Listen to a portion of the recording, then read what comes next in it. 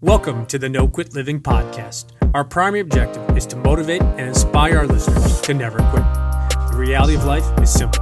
We all fall. We all fail. At times, we get knocked down. The question is, do we get back up? Are we stronger? Are we better prepared to attain the maximum of our potential? Thank you for joining our No Quit tribe. As you go for your greatness today, never quit. And remember, we rise by lifting others up. Welcome to episode number 523 of the No Quit Living podcast. I'm your host, Christopher J. Worth, and today's theme of the day is every day. Our quote of the day comes to us from Gretchen Rubin. What I do every day matters more than what I do once in a while.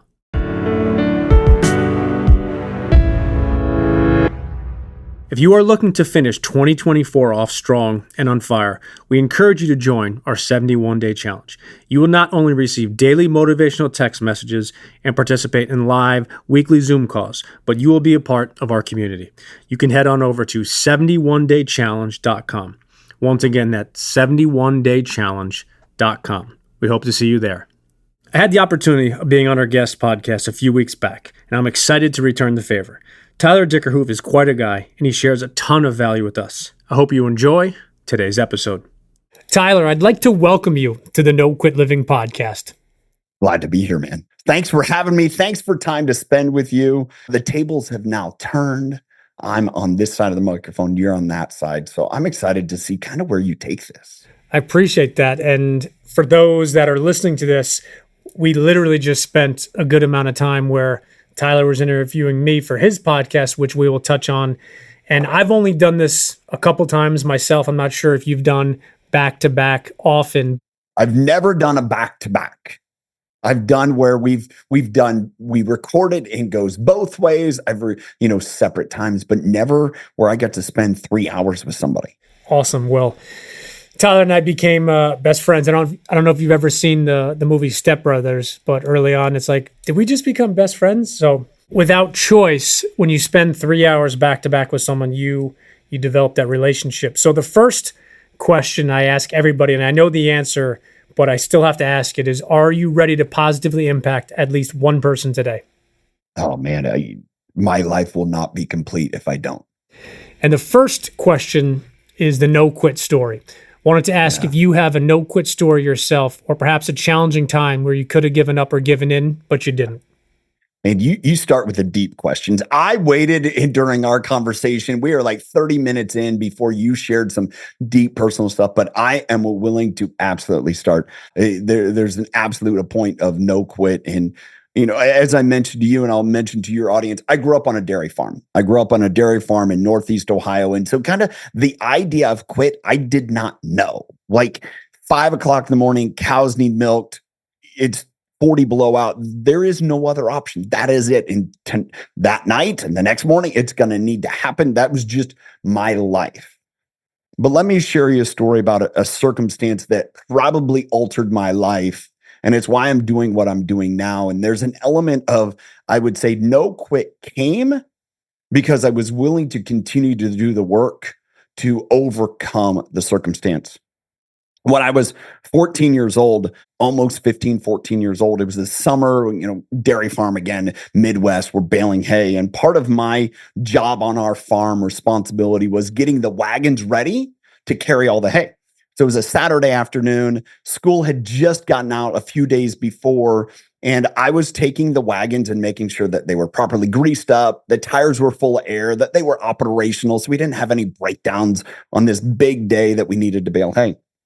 And as I was doing that, I was trying to back this wagon into a shop where we had our air compressor, all of our tools and everything. And it was up a little bit of a hill and a gravel driveway. And as I'm trying to back it up, it's jackknifing. I can't get it up. So I decided to loop around in the driveway, kind of go down one angle, up the other, and try to back it in from a different direction. And as I start to drive forward, I look over to my left-hand side, and there's a grass area and then our house. And I see my little brother. And I wave at him, and he waves, and I proceed to drive forward. And as I turn around, I look back on the driveway where I had driven. And there he laid on the ground. I had driven over him. And he was 3, I was 14. He died that day. And where I start with that story as far as no quit is what happened next. What happened next after the emergency personnel showed up and all those situations? I'm standing in front of the sheriff's car. The sheriff is leaning against the hood. I'm standing in front of him. I'm maybe a whopping 5'6", 5'7", 120 pounds. I'm not very imposing, not a very big kid. And I'm looking the guy in the eye and he's asking me questions. He's asking me questions about what happened. And I was starting to get frustrated. I was starting to get frustrated because I knew it was an accident. It was an accident. I knew in my heart, my mind, everything, it was an accident. And I said to him, I'm done answering your questions. If you got more for me, then you can come with me into that barn while I milk those cows. If not, we're done. And there was a moment about 25 years later, I was in my later 30s and I just got done working out. I'm in the locker room. I grab my stuff out of the locker. I, pour the water into my protein shake. I'm shaking it up. I'm going to drink my protein shake, and I'm a person of faith. And as I take a drink from this protein shake, I hear this audible voice tell me, Tyler, this is how you deal with things. And see, what that was alluding to was a challenge. We owned a gym at that point. We had some of our staff. There were just difficulties. And how did I deal with things? I dealt with things like I dealt with things when I was a 14-year-old, and I just put my head down and pushed. See, that day when I was 14, I realized that the greatest form of no quit was intensity. I'll just put my head down and push. If I want to accomplish something, I put my head down and push. If it is cold, snowy, and difficult, I got to take care of the cows, I put my head down and push. I just put my head down and push, and that's how I got through things in life. Why I share that story about a no quit is that was something that I actually had to overcome. It was overcoming the no quit, just put my head down and push, because what I realized is that idea of no quit, of intensity, of put my head down and just blinders on and force myself through life left carnage. It left carnage in the form of relationships. It left carnage in the form of business dealings. It left carnage in the form of everything I touched. I would just put my head down and push. And I've had someone share this with me and just kind of the definition of intensity. And that's what I relied on. That's what protected me. Is it's kind of like, if I know you're a parent, if all of a sudden you're laying in bed, the kids walk in at 3 a.m, they flip on the lights and you're like, oh, just stop, just turn off the lights. What do you got? That's intensity. And that's how I know that I made people feel. And what I had to overcome and understand is I can still positively move forward. I won't quit. But instead of making it about me, I have to make it about others. And that's when I had to embrace being empathetic and putting my arms around people and walking with them so we could go somewhere together, and not just about me and what I wanted, because that helped no one. And so this idea of no quit, there's no quit in me, but I had to learn, all right, at what cost do we keep going? At what cost do we go at my pace? Or do we go at the pace that everyone can go? Because my greatest desire is to help others accomplish more. So it's probably not what you were expecting when you asked about a no quit story, but that's what I reflect. And I think about no quit. Well, first of all, I appreciate your vulnerability. I did not know that story, so I did not know that was where you were going. But first of all, honor to you for sharing that. I think it's a very challenging story to hear from this perspective, and obviously I didn't go through it, so I can only imagine what it is to share it. So I want to share this, and I want to relate to you. And this isn't me bailing you out, Chris. But I want you to understand what I went through, and you shared with me a difficult time in your life, right? They're no different, right? What I had to go through was my journey and story to become the person that I've become. Here's what I know. My brother's life has purpose. Why? Because you and I are talking about it right now. And someone is listening that is going to be impacted just as much as what you shared with me. The challenge of your divorce and how that relationship, how that molded you as a person has impacted you and thousands of other lives. And so the scope of our trauma, the scope of our difficulty, we can never align them and say, oh, this or that. Each one's different, right? And it could be someone that, maybe the challenging moment they've had is they broke an arm. And it could have led to a lot of different things. We can say, well, a broken arm's not compared to a divorce or a brother that passed away. But you know what? If it changed their life and it impacted others, that broken arm's a big deal. And so I come back to what you said there is like, and again, I can feel and appreciate you trying to, oh, how do I go with this? Like, no, it's the same because it drives to this idea of what does no quit mean, right? And I had to learn it differently. I love that point of view because I think often we go through that comparison game of, well, that was bad for Tyler, but it was worse here, or what that person's going through is nowhere near as bad as what I'm going through. My dad jokingly has this analogy that, and it is, you'll appreciate where it's coming from because he didn't grow up on a farm or anything, but he says every oxen thinks that their wagon is the heaviest. And I have no idea where he got it from. As I said, he's from, Yonkers, New York, which is a city not too far from New York City. So I don't even know if they have any oxen. Yeah. I mean, they used to have horses one point in time. No, they definitely have horses, but it always hit me, and it's the reality that something we talked about on your show is empathy. It's not a comparison. And yes, maybe your story or challenge or current obstacle is difficult or twice as quote unquote difficult than somebody else's, but everybody thinks that their wagon is the heaviest. So wanted to piggyback into a question that we've been asking of recent is there something that you are currently struggling with right now? It's am I doing the right thing? Am I doing the right things to keep moving forward? And again, whether that's a struggle or whether that's I have to stay committed to, I just got to keep moving forward. Like one of the things, I'm 44.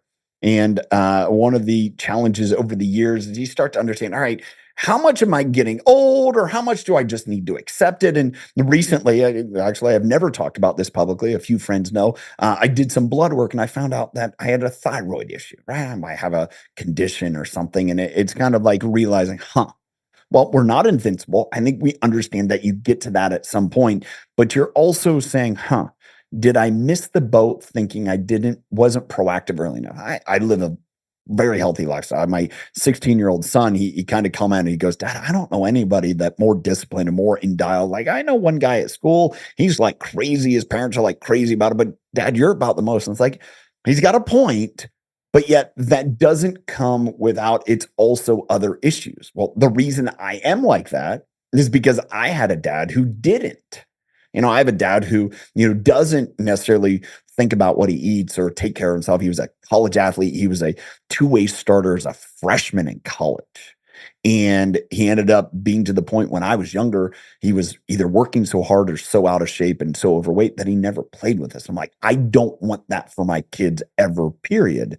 And so now I come to this point and the struggle, the challenge is like, is my body working with me? Is my daily activities are the things out of my control? Now, how does that affect me to show up to here today? How does that affect me to show up and serve others? And it's like, well, it's not a struggle because I can work through it and I can acknowledge it and I can take action as opposed to just blind eye. And you know what? That's just life and it is what it is. Like, no, I'm going to be proactive. Like, I'm going to make sure I'm going to do the best I can. So that way I can show up for those that rely on me. That was like 412 things at once. I love that. Fun question we ask everybody is, if you had to define yourself, but you could only choose one word, what word would you pick? I mean, at one point in my life, intense. That was pretty easy. I mean, that was something I would have embraced into like, yeah. Right now, empathetic. And I come back and we talk about that word because I want people to understand it and know that my greatest desire to walk with people, to be vulnerable in myself, to put my arm around them. For yourself, I didn't share this earlier, Sharon. Now, I define empathy. is putting your arm around someone and walking with them, physically putting your arm around someone, walking with them. Well, it takes a couple things. It takes vulnerability, right? You got to you got to lift your arms, right? The other piece of that is we have to walk at a pace that we can each go at. I can't go faster going back to your dad and his oxen, right? You can't be unequally yoked. What happens when one oxen is, unequally yoked to another? It's like one's bigger and then it's going to choke out the other, or one's walking faster or slower, it's going to choke them out. The same with empathy. And so if I had someone, and maybe another word that I'm thinking, because I can't think of just one, is authentic, real, genuine. I mean, those are words that I want people to, if they see me, if there's a word to describe, that's who he is. Because that to me is more meaningful than any other accolade or any other descriptor. It's like, no, he's real. So the question was, it was one or 5 words. So I went to like 6. That's well, as we talked about in your show, Mike has turned around. So it's your choosing. Books are something that have had a significant impact on me, and we often talk about it, but wanted to ask if you are currently reading something or if you've read something recently that you'd like to recommend to our listeners. Man, if we look behind me, there's a lot of books. I have even more books. That's something that has changed my life in probably the last 6, 7, 8 years. I didn't read many books beforehand. I struggled with it. It was difficult. I enjoyed, but didn't see the value. And then I wanted to grow as a person. And so I started reading a lot of John Maxwell. I started reading a lot of John Gordon. Those are people that have impacted me. Some of the books that I've read recently, Nelson Mandela's A Long Walk to Freedom. Man, I read that as part of my daily reader for the first couple months this year and fell in love with Nelson. Learned so much about him. One of the other books that I read from every day, I've read from this book every day for now probably well over 2,000 days, is the book of Proverbs and Solomon, and see so much value from him. One of the other books that right now reading through, it's by Doris Kearns Goodwin. It's called The Bully Pulpit, and it's about Theodore Roosevelt and William Taft.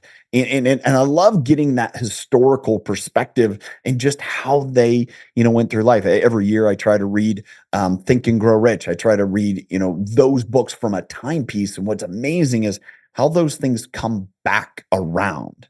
Probably one of the best books that I've read most recently. And I had him as a guest on my podcast and just loved what he shared from a perspective is Will Guidara's Unreasonable Hospitality. I think that is not only a story of his career at 11 Madison Park and becoming in the restaurateur industry and everything, but it is a case study of leadership, not giving up, from just how do you serve people and be creative. It's just such a phenomenal book. I mean, I keep going, but I'll try to limit it to those. Well, I mean, you picked 5, 6 words before. I think you should at least pick 12, 15 books. No, I appreciate you touching on that. And going back to John Maxwell, obviously someone that we both know and respect in common. But when I spent some time with John during one of his certification programs, and then I was able to go back to his house that evening with a very small group, he talked about when he has lunch or dinner or breakfast with somebody new, he will ask that person if there's something that they've read or currently reading. And he said the reason he asked that, he said, because usually you get a book or two that's not something that is unbelievably popular over the last 6 months. Not that there's anything wrong with that, but he said he always took a gem away, or a book like, oh, wow, I hadn't heard that book. Or you're the second person in the last 6 months. I definitely need to read that.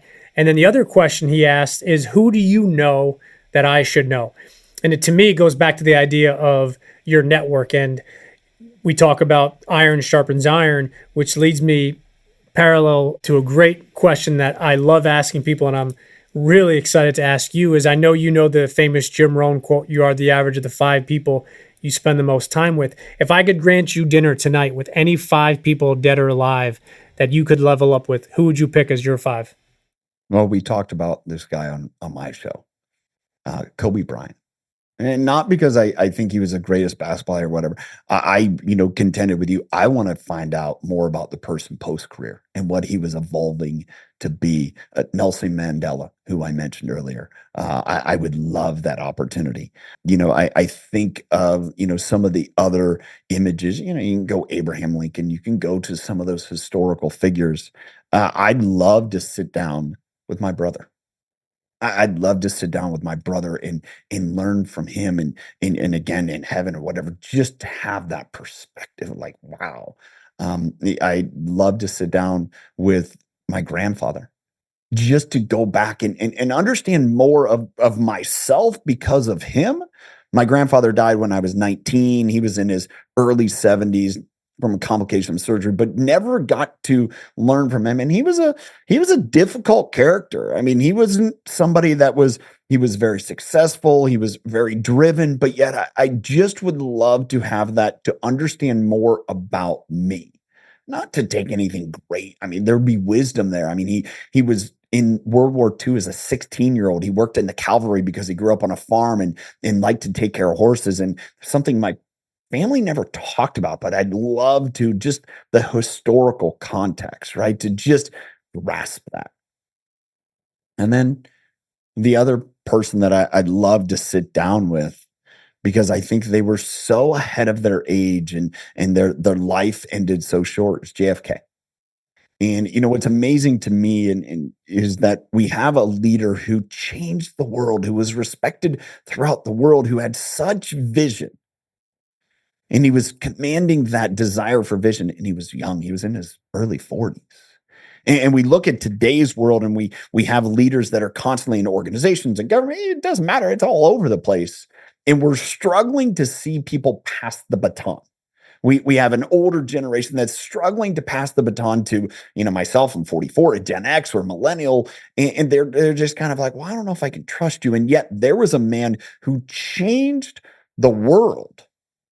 Yes, he ended up assassinated, and that probably changed the world in and of itself. But you think back, he had this desire to be on the moon. He was willing to push the envelope from that vision and influence and lead people. And I would just love to understand more of like how he was able to do that. And I don't understand enough of the context. I'll probably read one of Doris's books at some point because she does an amazing job, Doris Kearns Goodwin again, of recounting that stuff. And she worked with Lyndon Johnson actually, and just to gather more of what was going on in the world. I mean, that was 20 years before I was born, so I just don't know.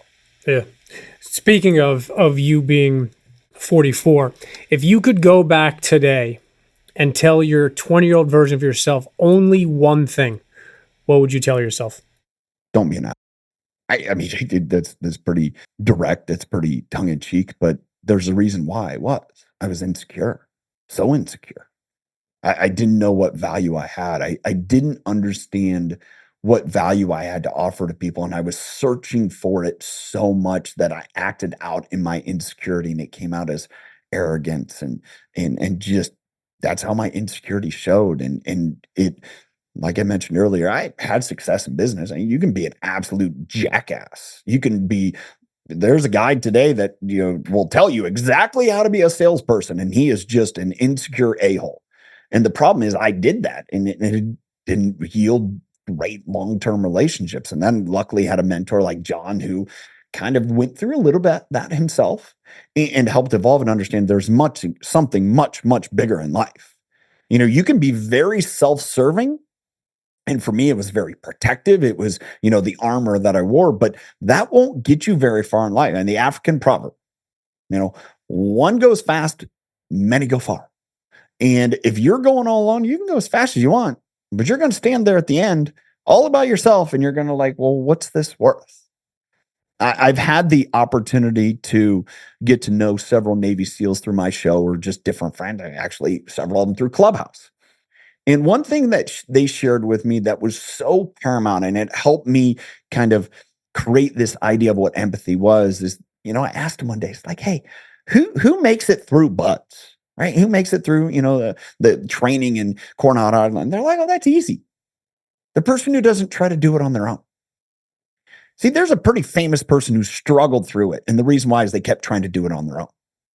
And that's what one of the things that I learned from them is we don't want that person. We don't want that person at all. If we're at the top of the ridge in Afghanistan and we're waiting for an evac, we don't want that person that only cares about themselves. So that entire training is to force that person out. They can have the personal fortitude, they can have the desire, they can have the push, and all those things to get through it. Fine, great, whatever. We will make it so they don't get through because we don't want them. When bullets are flying, we don't want the person that's looking out for themselves. We want the person that when bullets are flying, they're jumping on the grenade to save the rest of the company. And that to me was this idea of, oh, that's, the New Zealand All Blacks. James Kerr in his book, Legacy, talks about the no dickheads rule. And part of that was, in sports, like, don't make it about you. Make it about serving others. And if you make it about serving others, you'll get anything and everything you ever want. And that is what I would have to go back and really explain to myself and understanding where that came from. It was just insecurity. That last thing you just mentioned is one of my all-time favorites is Zig Ziglar and his famous quote, if you help enough other people get what they want, you can get whatever you want. And it sounds so easy, and every business starts off that way, like, oh, we're going to serve, we're going to give. And then I think it quickly turns into our bottom line, our ROI. If we have investors, there's a stock price. But for me, Zig Ziglar is here, and then everybody else in the personal development space is behind. And I mean, no disrespect to John Maxwell, because you and I obviously have a high respect. But I think the one thing that Zig always talked about was others. It was others first. It was others second. It was others third. And it's just really important in life when you have those people and you surround yourself with those people. And we have a saying with the Positivity Tribe and No Quit Living is we rise by lifting others up. And I didn't create it. I'm not the first person to say it, and I'm definitely not going to be the last. But it's so true.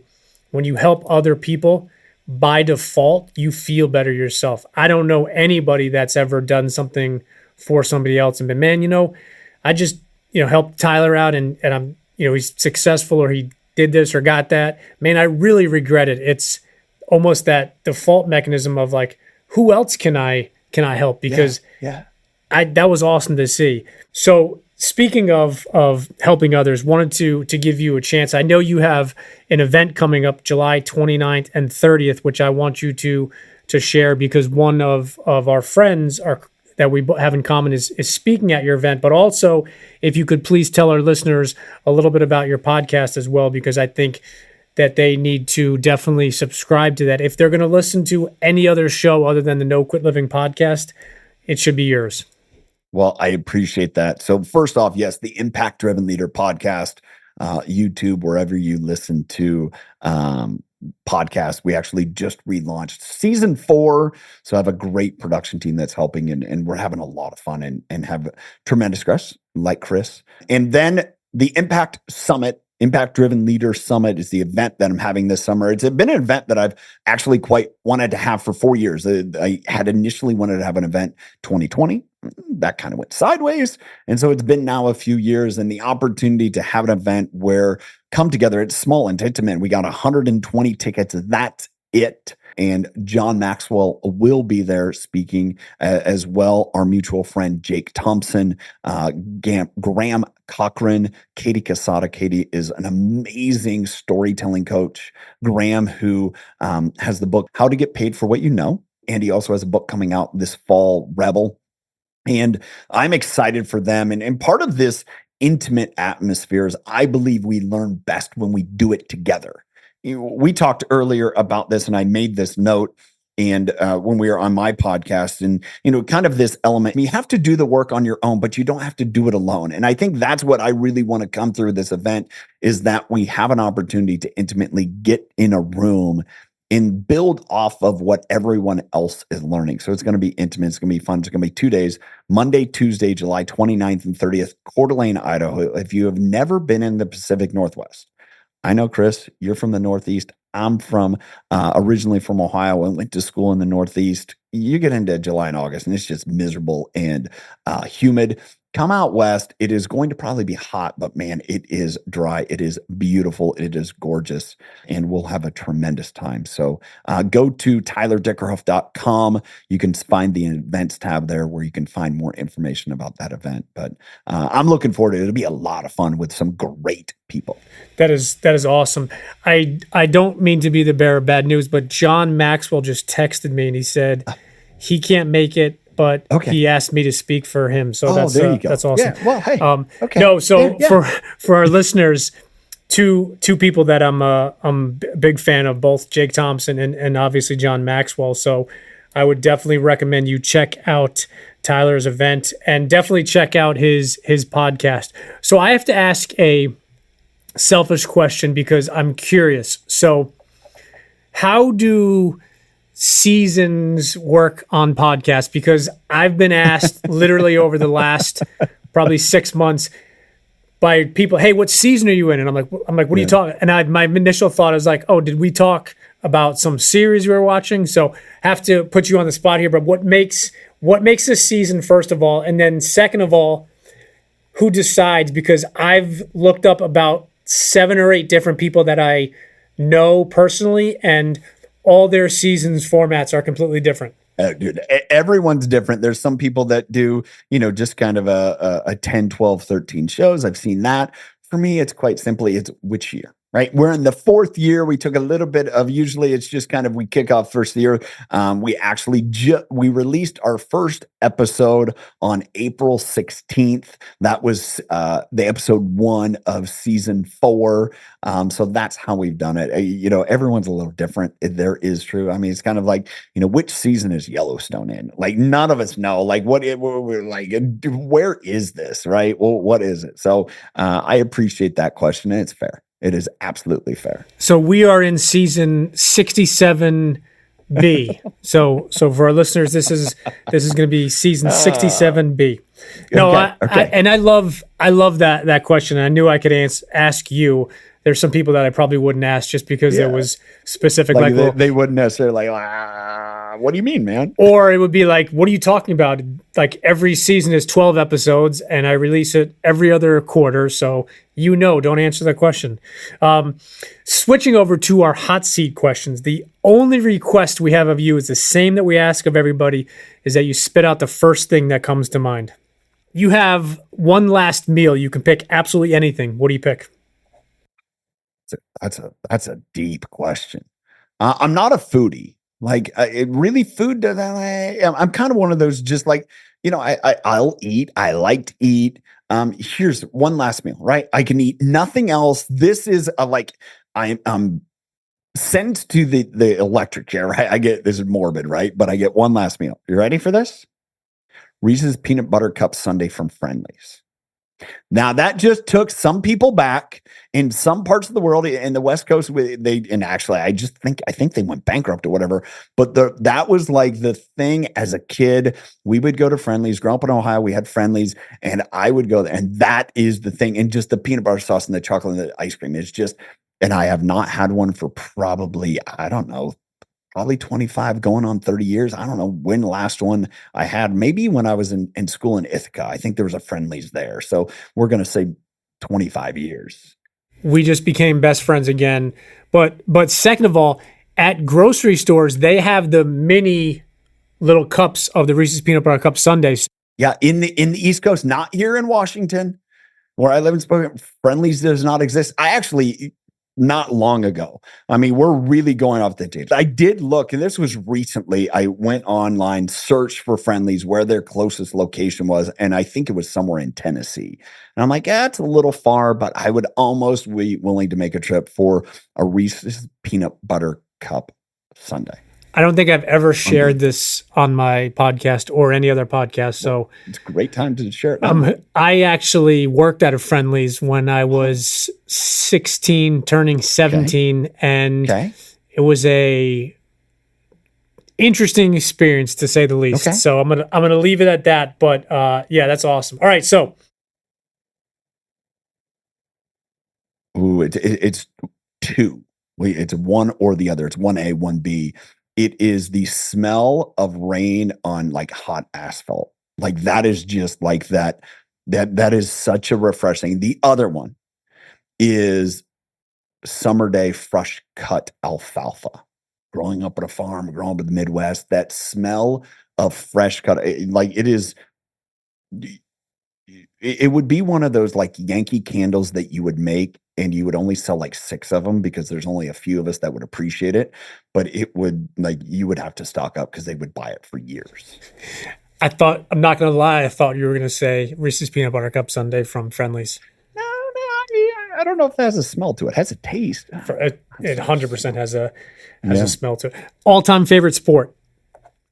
As I look behind my camera, there's a print of a very close friend of mine made, and it's of a soccer player taking a shot on goal. Soccer very much because it was a sport I could play. I wasn't very athletic. I wasn't very big, but I could understand the game mentally. I grew late, so I didn't get to play high school football. I loved football. I loved the aggressiveness or whatever else, but soccer for sure just has a piece of my heart, and it's just the movement and the dynamics of the game. I love it, but I mean, football's a close second. It was born in the Midwest. I'm a Buckeye, Cleveland Brown fan, and it's just in me. So, yeah. Favorite team? Ooh. No, I'm a Buckeye. I am a Buckeye through and through. Yep. Favorite movie? Probably Gladiator. Great movie. Do you have an all-time favorite book? Oh, yeah, Proverbs. What's your favorite app you use on your phone? Favorite app? Notes. Notes? Notes. Do you have an all-time favorite quote? Proverbs 4:13. You can do all things through the strength that I give you. And what's that one song, no matter whenever you hear it, morning, afternoon, or evening, you just, no matter what, you turn it up and rock out to it? It's probably one because it was ingrained in my head during college. It was Hell's Bells. That one, I mean, you pretty much go anything AC/DC, and I'm gonna like, let's go. I mean, yeah. I found the one thing that we disagree on, which is okay. Oh, really? Okay. What's yours? What's your flavor? All time, no matter what. Vanilla Ice, Ice Ice Baby. It could be 3 All right, in the morning. That's one of those. Okay. Yes, that's coming on. We're dancing, like we're moving to it. But yeah, that's good. I mean, for anybody listening to this show, if you have any direct connection to Robert Van Winkle, aka Vanilla Ice, please make an introduction to myself or Tyler, because we both would love to have him on our shows. Social media is a powerful place in many ways, and I wanted to ask if there are one or two people that you follow that put out powerful or uplifting stuff that you'd maybe like to either introduce or reintroduce to our listeners.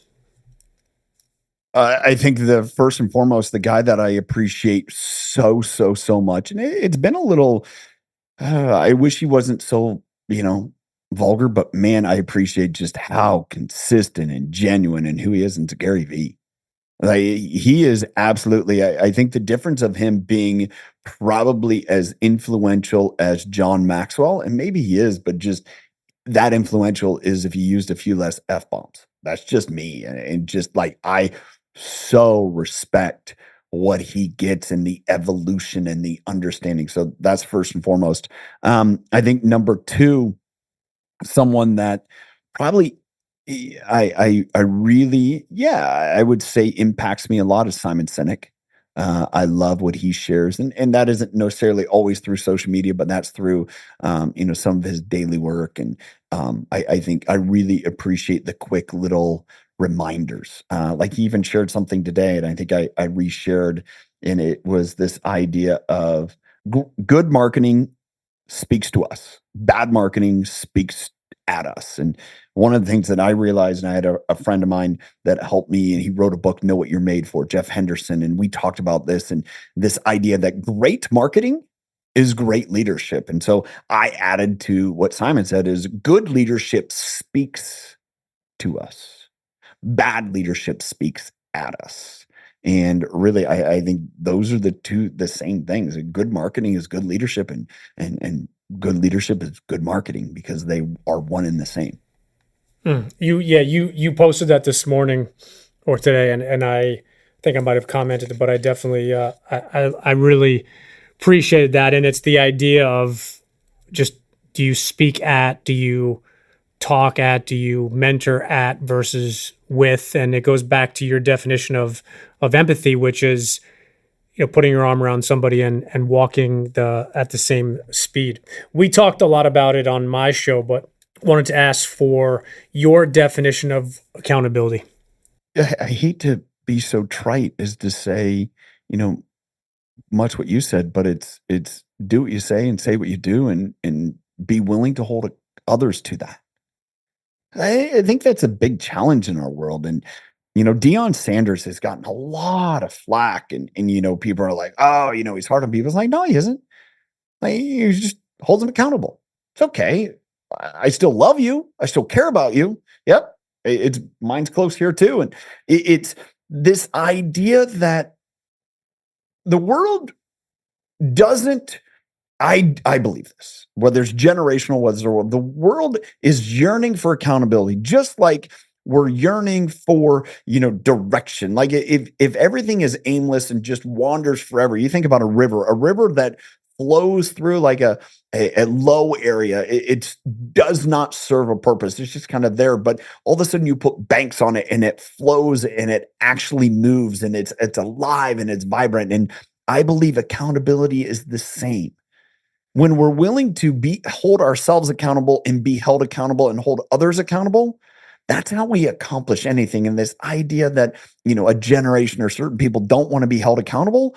No, they don't want to be shamed, criticized, or lack of empathy, where it's, I'm going to hold you accountable, Chris, but I'm going to go do something else. It's kind of like the parents like, well, I make the rules, I don't have to follow them. It's like, bullshit. No, it doesn't work like that. It can't work like that, because you can say that, but at some point you're going to lose respect. And what I appreciate so much about Dion is, in the world that's saying, oh, a generation doesn't want to be held accountable. And he's like, that's not what I'm seeing. Actually, we're holding them accountable very, very much so. And there's people that don't want to adhere to that, but the ones that do, they thrive and they have success, and it's better off. And it comes back to this idea of, if we hold ourselves accountable, then and only then can we hold others accountable. But it is absolutely imperative that we do so, because if we don't hold others accountable, then we're just as much at fault. And so it's very much a two-way. It's connected. You can't have one without the other. And it's interesting that you reference Dion, because he's taken some flack where players are entering the transfer portal from his school, and I don't want to say he's ambivalent to them, but what I love about him is he doesn't make a lot of the comments that some of the other coaches make. Well, maybe they'll find a school that will be easier on them, or playing time will be just given to everybody. I think he's one of those guys that he says what he feels, but then he backs it up, and regardless of the outcome, he loves on his players and he supports them. So I think that was a really good example of that. For our listeners that want to connect with you, follow you, find out more about you, also your show and your event, please just share that so they can find out. So kind of everything, my website, tylerdickerhoof.com, for daily content, weekly content, archives of content. Go to YouTube. It's probably where I have the best resources. Also active on Instagram and LinkedIn. So that is kind of the pathway. Chris, again, thank you so much for this opportunity. Thanks so much to get to know you, to learn about your journey. And this is what I believe, and I appreciate you doing what you're doing. It's through these different stories, through these different circumstances, that we see either how no quit shows up, how accountability shows up. But it is by those little examples that each one of our stories are different. But I think the opportunity to grasp a hold of and say, okay, that's something that gives me either an idea, encouragement, or some type of inspiration. One of the biggest things that I want to share that has probably changed my life the most, and is if I leave here wanting someone to, hey, what can I do to be better? Commit to doing it every day. Whatever you're doing, do it every day. And start small. Don't think it has to be big. I know Chris has been cold plunging, and I know, focusing on working out, all those things. Hey, if that's where you're at, great, do it. But commit to every day. Commit to growing every day, because this is one thing that I've learned.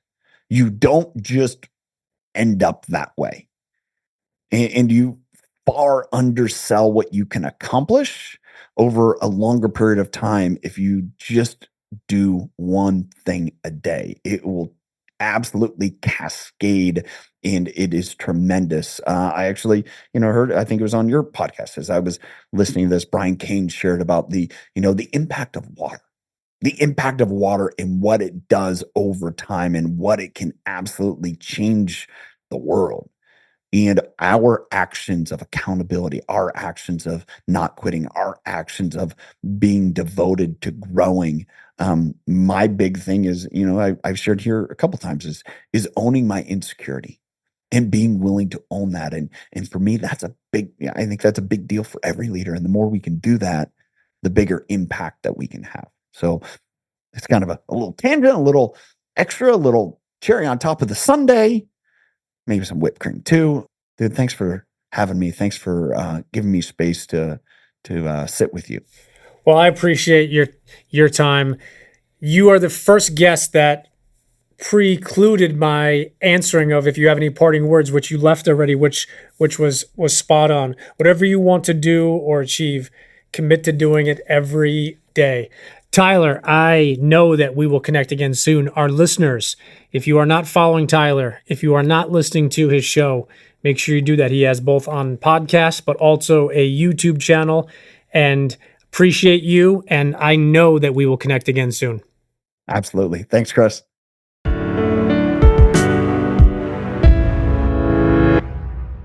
Thank you for listening to episode number 523. In his parting words, Tyler reminded us that whatever you want to be, do, or achieve, commit to it every day. With that in mind, I encourage each of you to get after it each day. Don't focus on being perfect, but instead focus on being consistent. Consistency leads to success. And remember, we rise by lifting others up. And lastly, to our listeners, thank you. We truly appreciate your time, and we hope our episodes inspire you to keep on attacking life and never giving up. To quote Dr. Norman Vincent Peale, it's always too early to quit.